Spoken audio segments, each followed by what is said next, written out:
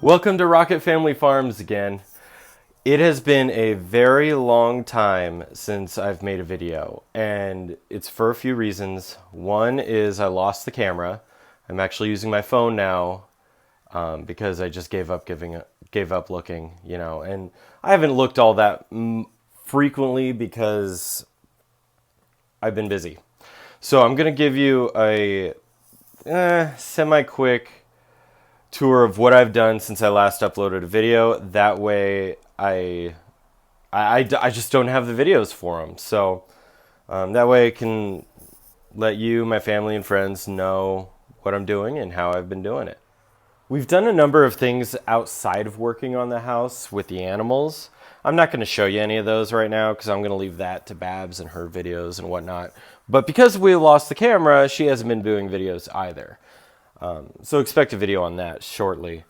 Other than that, today I'm going to be working on finishing up the wall in the laundry room. And then after that, I'm going to be working on plumbing, namely water lines and building a manifold.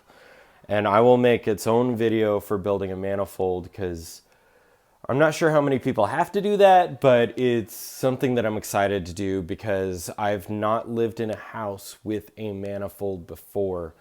And I'm just excited to do it because I don't know. I don't know why. Maybe it's a little engineering thing I want to do.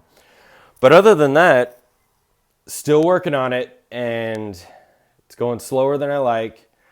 And yeah, I am probably going to use my phone until I find the camera again. Hopefully that will be soon. This is the kitchen laundry area.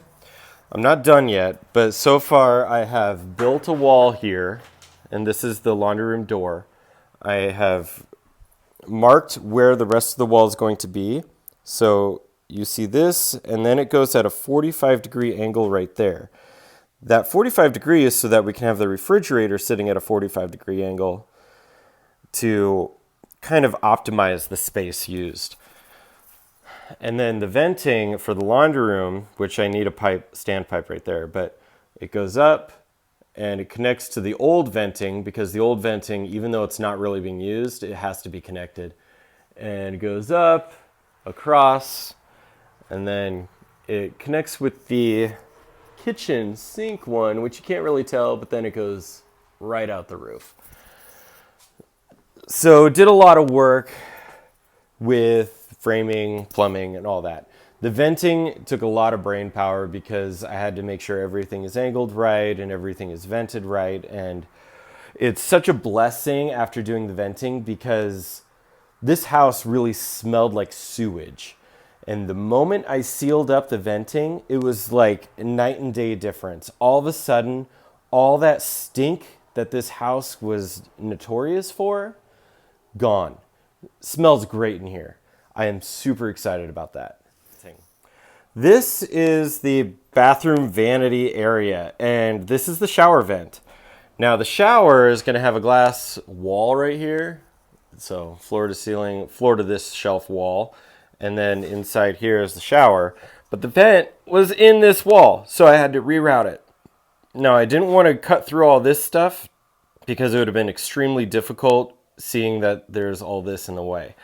So I ended up coming out of the wall in the vanity and then doing a 90 degree and going back in. Now, this weird pipe situation going up here, one thing about plumbing and venting and code is you can't have vents connect below the drain line. So I had to go above where the sink would have been in order to have it vent properly. So that's one thing I did. And then the venting goes up into the ceiling, across, and then makes a turn. This is the vent for the bathtub. And while I'm at it here, since I'm here, I built the framing for the bathtub. The bathtub this is 60 inches, which is a standard bathtub. And then I have this bench going on right there. And back here is a shelf. Now the shelf is there because I wanted to put furring strips on here to get drywall and a nice backed surface. But once I did that, the vent was no longer in the center. So I had to move the vent, then make this 5 inches away from the wall, which the furring strips are 1.5 inches. So I had to add another 2x4 basically width to the wall. And then I had to angle it. I don't know if you could tell, but this is angled at a 5-degree like that.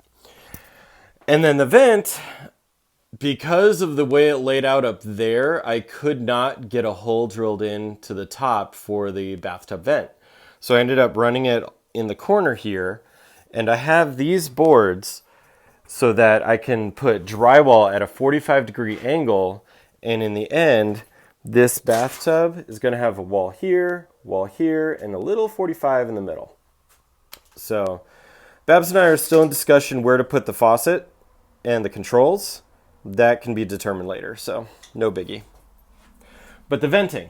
So it connects to the vent up there, and then crosses in here, and then this is where it all connects.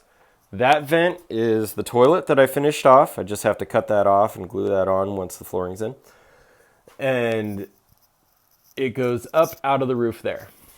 Now I also had to vent the other side. I don't know if you could see it in there, but that goes up through the roof as well. And that was just old. I just had to extend it.